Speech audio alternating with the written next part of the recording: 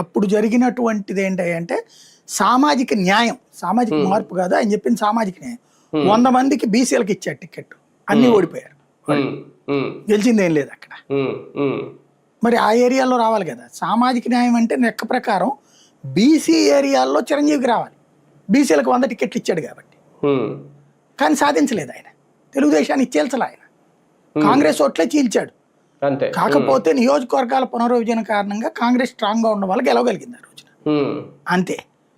ఇప్పుడు ఇక్కడ తమిళనాడు సీన్ చూసుకుంటే ఏంటంటే ప్రభుత్వ వ్యతిరేకత తీవ్రంగా ఉన్నట్టు కనిపించటం లేదు బేసిక్ గా మనకి అక్కడ పరిస్థితి.